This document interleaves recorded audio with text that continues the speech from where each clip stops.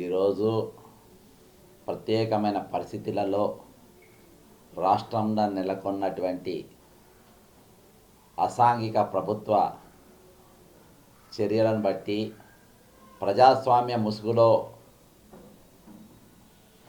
నియంత కంటే ఇంకా అధికంగా పోకడలు పోతున్నటువంటి ముఖ్యమంత్రి రేవంత్ రెడ్డి గారి చర్యలని నిరుద్యోగ వ్యతిరేక విధానాలపైన విసిగి వేచారి వాళ్ళు ఇచ్చిన వాళ్ళ బాజాబ్తా వాళ్ళ మేనిఫెస్టోని, కాంగ్రెస్ పార్టీ మేనిఫెస్టోని ఆ రోజు నేను కార్యకర్తగా ఉన్నప్పుడు మేము కూడా కొంతమంది ఉస్మానియా యూనివర్సిటీ విద్యార్థులను తీసుకుపోయి వాళ్ళకు కొన్ని సమస్యలపైన చర్చించినప్పుడు అన్నిటికీ తలూపారు. వాళ్ళు బస్ యాత్ర వాళ్ళ టీషర్ట్లు వేసిండ్రు, విద్యార్థులకు టీషర్ట్లు వేసిండ్రు, నిరుద్యోగులకు బస్సు ఎక్కించిండ్రు. కాంగ్రెస్ పార్టీ కార్యకర్తల కంటే ఎక్కువగా వాళ్ళతో కాళ్ళు మొక్కిచ్చిండ్రు ఓట్ల కోసం. ఇంత దారుణం సార్. ఓట్ల కోసము వాళ్ళ అమ్మనైనా కాళ్ళు కూడా మొక్కలేదు కావచ్చు, కానీ ఈసారి కాంగ్రెస్ పార్టీ అధికారం దేనికి నిరుద్యోగులు కాళ్ళు కూడా మొక్కిండ్రు ఓటర్లది. ఎందుకు మొక్కిందంటే మేనిఫెస్టోలా పేజీ నెంబర్ 33లా మెగాటి 100 రోజులలో అధికారం రాగానే 100 రోజులల్లో రాత్రి మళ్ళీ 101 రోజులకు ఎంటర్ కాక ముందే మేము 20,000 మెగా ఆర్డిఎస్ పోస్టులు నింపుతామన్నారు. 20,000 అని పెట్టారు. మేము 25,000 అడుగుతున్నాం. రాహుల్ గాంధీ గారిని చిక్కడపల్లి లైబ్రరీ తీసుకొని వచ్చి, ప్రియాంక గాంధీ గారిని సరూర్ నగర్ గ్రౌండ్లోకి తీసుకొని వచ్చి యూత్ డిక్లరేషన్ పెట్టిండ్రు. అందులో ఏం పెట్టిండ్రు, మళ్ళా సంవత్సరం లోపు మొత్తం 2 లక్షల పోస్టులు నింపుతామని పెట్టేసిండ్రు. సరే, 2 లక్షల సగమైన మాకు చాలన్నట్టు పాపం నిరుద్యోగులు దానికోసం ఇక బనీను టీషర్ట్లు వేసుకొని ఇక మొక్కున్నారు. దానికంటే ముందు రోజు ఇక ఎన్నికలు సమీపిస్తున్న తరుణం, కరెక్ట్ ఎలక్షన్ మూమెంట్లో ప్రవళిక ఆత్మహత్య. అంతకుముందు బోడా సునీళ్ళు చాలామంది చచ్చిపోయారు. ఇది టర్నింగ్ పాయింట్ ప్రవళిక ఆత్మహత్య. అసలు ఇది నిరుద్యోగుల మధ్య ఎన్నిక లెక్క ఉన్నది. ఈ ప్రభుత్వం వచ్చిందంటే, ఈరోజు రేవంత్ రెడ్డి గారు ముఖ్యమంత్రి అయినరంటే ఓన్లీ బికాజ్ ఆఫ్ అన్ఎంప్లాయీస్. ఈ 30 లక్షల మంది ఊర్లలో పోయి హైదరాబాద్లో సీట్లు ఎక్కువ రాలే, ఎందుకంటే హైదరాబాద్కి అంత వెళ్ళిపోయి వాళ్ళ ఊర్లలో పడి కాలు మొక్కి కాంగ్రెస్ పార్టీకి ఓటేపించారు. మనం ఎంత కృతజ్ఞతతో ఉండాలి. ఈరోజు ఒక బిడ్డడు 9 రోజులు నిరాహార దీక్ష చేసిండు. ఆయనతో చర్చలు కూడా జరపలేదే. చర్చలు జరపమని బచ్చగన్నం పంపుతారు 2-3 బౌన్సర్ల నుంచి, మధ్యరాత్రి దొంగలు లెక్క, బందిపోటులు లెక్క. ఆ పిల్లగాడు ఎక్కడ తెలగ్గలే. వాళ్ళ తల్లిదండ్రులను అక్కడ పోయి, వాళ్ళ తల్లిదండ్రులు సూర్యాపేటలో వాళ్ళ తల్లిదండ్రులు బ్లాక్మెయిల్ చేసి, నీ కొడుకు ఏమన్నా అయితే ఇదైపోతుంది అన్నది. పాపం వాళ్ళ కుటుంబం వచ్చి వాళ్ళ ఒత్తిడి మేరకు లేవాల్సి వచ్చి, లేకుంటే అస్సలు దిగలే. ఈరోజు ఎంత తెగబడ్డారంటే, ఏ విధంగానన్నా చేసి బ్లాక్మెయిల్ చేసో బెదిరించో వాళ్ళని మాత్రం జరపాలి. ఇక అంతకుముందు నేనే వీళ్ళ క్రియాకర్తను, నిరుద్యోగుల తరపున నేనే నిలబడతా అంటే, రాజకీయంగా నిరుద్యోగులను ఒక ముడి సరుకు లెక్క ఏ విధంగా వాడుకున్నారు. ముడి సరుకు నిరుద్యోగులు అనేది తెలంగాణ ముడి సరుకు. ఇక వీళ్ళందరూ రేవంత్ రెడ్డి ఇట్లా వాడుకున్నాడు, వీళ్ళు బీఆర్ఎస్ ఇట్లా వాడుకున్నారు. ఇక నాకు రాజకీయాల సంబంధం లేదు, నేను ఏదో కోచింగ్ సెంటర్ నడుపుకుంటా, మీకు నౌకర్లు ఇప్పించుడే నా బాధ్యత, మీ నౌకర్లు ఇప్పియనికే నేను బతుకుతున్నా అని నిరుద్యోగులకు చెప్పి హిడెన్ ఎజెండా ఒకటి పెట్టుకొని అశోక్ కుమార్ అనేట ఆయన వాళ్ళ తరపున నిరాహార దీక్ష చేసి, నేను నిరాహార దీక్ష చేస్తున్నప్పుడే చెప్పిన, నేను ఏంటనంటే, ఈయనను రేపు ఎమ్మెల్సీగా పోటీలో దింపబోతున్నారు, నాకు వ్యతిరేకంగా నా ఓటు డివైడ్ చేయడానికి మిత్రమా అని చెప్పిన. నిరుద్యోగులు ఇలా నేనేం బాధపడలే. చేసిండ్రు, నిలబడ్డాడు, అయిపోయింది. నిరాహార దీక్ష చేసిండ్రు. 3 రోజుల నిమ్మరసం ఎవరిచ్చిండ్రంటే నిమ్మరసం మన మధ్యరాత్రి దొంగ లెక్క, బండిపోటు దొంగ లెక్క గాంధీ దవాఖానకు వచ్చి, వాళ్ళు ఎవరు లేరేమో ఆ పిల్లగానితో నిమ్మకాయ రసం దాయిపించి లేపుదామనుకొని వచ్చిండే ఆయన్నే ఈయనకి నిమ్మకాయ రసం దాయిపించింది బల్మూరు వెంకట్. ఇవాళ పేర్లు ఎందుకు చెప్తున్నా అంటే, ఇంతకుముందు కోచింగ్ సెంటర్ అనేటోని, ఒక ఎమ్మెల్సీ అనేటోని, కానీ ఈరోజు పేర్లు ఎందుకు చెప్తున్నా అంటే, నిరుద్యోగులు కన్ఫ్యూజ్ కాకుండా ఎవరైనా తెలుపుతాయి. తర్వాత అశోక్ కుమార్ గారు ఇంకో అడుగు ముందుకేసి ఈ నిరుద్యోగులను ఎమ్మెల్సీగా నిలబడ్డప్పుడు ఆయన నామినేషన్కు మీరు అందరు తరలిరండి అని చెప్పిండ్రు. పాపం నామినేషన్కు చదువులు వచ్చి వదిలేసి ఆల్రెడీ వాళ్ళు చదువులు వదిలేసి దానికోసం ఏది కాంగ్రెస్ పార్టీ ప్రచారం కోసం తిరిగిండ్రు. మళ్ళీ వాళ్ళందరూ మళ్ళీ చదువులో వదిలేసిన నామినేషన్కి పోయినారు.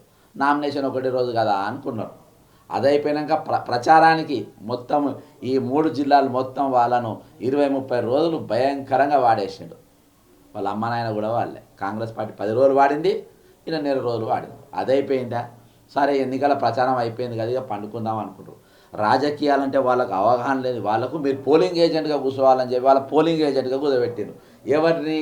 ఈ నిరుద్యోగులను మేము నౌకర్ కోసం వస్తామా, చేస్తే హైదరాబాద్కి వస్తాం, మేము చదువుకుంటామని ఇండ్లలో చెప్పి వచ్చిన వాళ్ళతోని ఎలక్షన్ ఏది పోలింగ్ ఏజెంట్ డ్యూటీ చేయించారు. తర్వాత ఇదంతా అక్కడికే లాగలే, మళ్ళీ కౌంటింగ్ ఏజెంట్లు కూడా వాళ్ళే తీసుకొచ్చింది. ఈరోజు ఒక్క ట్యాగ్ వేసుకొని నీ తరపున నేను కొట్లాడుతున్నా అని చెప్పేసి నిన్ను తెలియకుండా నిన్ను వాడినోళ్ళు ఈరోజు మళ్ళా దీక్షలని కూర్చుండ్రు. ఏంది తమాషా అని చెప్పేసి ఈరోజు అందుకనే చెప్పున్నా, అనివార్యమైన పరిస్థితి, ప్రత్యేకమైన పరిస్థితి. ఈరోజు నేను దీక్ష కూర్చున్నాను. నేను ఎక్కడ కూడా బ్రదర్, నేను 2016 క్వశ్చన్ పేపర్ లీక్ అప్పుడు నేను కేసు వేసిన. ఇవన్నీ నేను ఎవరి పాలయ్యారో తెలంగాణ అనే దాంట్లో రాసి ప్రతి ఒక్క కేసు పైన నేను కొట్లాడి ఈరోజు నిరుద్యోగులు ఎంత కారణమో మేము అంత కారణం. వీటిపైన ఏ రోజు రేవంత్ రెడ్డి మాట్లాడలే, ఏ రోజు ఇవాళున్న సిపాయిలు ఎవరు కూడా కొట్లాడలే. అన్ని కేసుల పైన అన్ని వీటిపైన మేము కొట్లాడి ఈరోజు కాంగ్రెస్ పార్టీ అధికారులను తెచ్చిన వాళ్ళు మేము. ఏ రోజు నేను నిరుద్యోగం వాడుకొని ఇందులో నిరుద్యోగం నేను వాడలే. నిరుద్యోగం నా కోసం రండి అని చెప్పి ఏ రోజు వాళ్ళే, ఎలక్షన్లో వాళ్ళే, నేను కౌంటింగ్ అప్పుడు వాళ్ళే, దేనికి కూడా వాళ్ళే. ఎందుకంటే మీరు దేనికోసం వచ్చిండ్రు? మీరు చదువుకోవాలి, నౌకరు తెచ్చుకోవాలి, మీ కుటుంబాలను కాపాడుకోవాలి. మీది ఆ డ్యూటీ మీది, ఈ డ్యూటీ కాదు. నా డ్యూటీ ఏంటంటే నేను పాలిటిక్స్ ఉంటా, పొలిటికల్ యాక్టివిటీలో నేను ప్రశ్నిస్తా, నేను దీన్ని చేస్తా, నేను అన్నీ చేస్తా. మీ పని అది కాదు. కాబట్టి ఈరోజు వాళ్ళ పనులలో వాళ్ళు ఉండాలి. ఈరోజు నేను 34 సంవత్సరాలు కాంగ్రెస్ పార్టీకి సేవ చేసిన, అది ప్రజల కోసం. ఖచ్చితంగా ఈ రోజుకేళ్ళు కూడా దీక్ష ఆమరణ దీక్ష ఖచ్చితంగా నడుస్తుంది. నన్ను ఎవరు పరలోభ పెట్టాడు, ఎవడు బ్లాక్మెయిల్ చేయలేడు, నన్ను ఎవడేం చేయలేడు. ఇది ఎట్లా దిగిరారో ప్రభుత్వం, ఎట్లా జరగదో కూడా మేము కూడా చూస్తాం. కాబట్టి ఇది నికాసుగా జరుగుతుంది. ఇది నాకు రాజకీయ లబ్ధి అంటే నాకేం లేదు. నాకు పెద్ద పని కాదు. పిటిషన్ పెట్టుకున్న పార్టీలో పోతే నాకు వస్తుంది. నాకు రాజకీయ లబ్ధి అనేది తెలుసు, ఫరకే పడదు దీంతో. కాబట్టి ఖచ్చితంగా ఈసారి ప్రధానమైన డిమాండ్స్ ఏంటంటే గ్రూప్ 1 1:100. దానివల్ల పెద్ద నష్టమేం లేదు. ఓ 50 బెంచీలు ఎక్కువ వేయాలి, ఓ 50 మందికి పేపర్లు ఇవ్వాలి, వాళ్ళు రాసుకుంటారు. దానివల్ల నువ్వు నౌకరేమి ఇస్తలేదు. దీనికి న్యాయపరమైన చిక్కులు అని చెప్పి కథలు పెడద్ది. క్వశ్చన్ పేపర్ అమ్ముకునే కథ నెంబర్ 1. రెండోది గ్రూప్ 2 గ్రూప్ 3 మీరు 2 లక్షల పోస్తే 2 లక్షలు ఏమి అడుగుతున్నాం, 2,2,000 పెంచమని అడుగుతున్నాం. మీరు 2 లక్షలు అని చెప్పిండ్రు, 2,2,000 గ్రూప్ 2 గ్రూప్ 3లో పెంచమంటున్నాం. నెక్స్ట్ ఏఈఏ ఎగ్జామ్, అందులో మీరు పేపర్ కరెక్షన్ అయిపోయింది, paper certificates verification just order కాపీలు ఇవ్వాలి, అది ఇప్పటిదాకా కాపీలు అది ఇచ్చేయాలి. తర్వాత గురుకులం పోస్టులు 9,200 పోస్టులు మీరు ఖచ్చితంగా అవన్నీ భర్తీ చేయాల్సిందే. తుగ్లక్ విధానంలో కాక జ్ఞాని విధానంలో చేయాల్సిందే. అన్ని పోస్టులు నింపాలి. మెగా డిఎస్సి 20,000 పోస్టులు ఇస్తామని చెప్పేసి మీరు మేనిఫెస్టోలో పెట్టారు కదా, అది నెరవేర్చండి. 25,000 చేయండి మెగా డిఎస్సి. ఈరోజు ఇందులో కుట్రకోణం ఉంది. ట్రాన్స్ఫర్లు అని పెట్టి 25,000 టీచర్ ట్రాన్స్ఫర్లు అని పెట్టి చిన్న స్కూళ్ళల్లో ఉన్న టీచర్లను తీసుకుపోయి పెద్ద స్కూల్ వేసి స్కూల్ బంద్ చేస్తుండ్రు.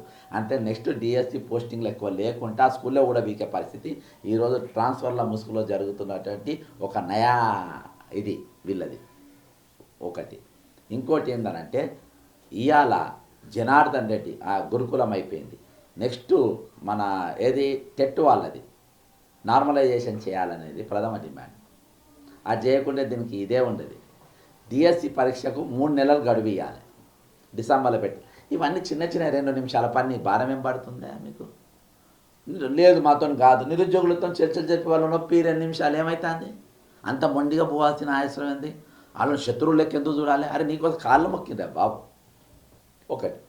ఇంకోటి ఏంటంటే జనార్దన్ రెడ్డి అనేటోడు ఎవరైతే పేపర్ లీక్ చేసిండ్రో ఆయనను ఎందుకు వదిలేసినావు రేవంత్ రెడ్డి గారు? మీరు ఆయన చేయబట్టి ప్రవళిక ఆత్మహత్య చేసుకుంది, ఆయన చేయబట్టి 30 లక్షల మంది విద్యార్థులు నష్టపోయినరు.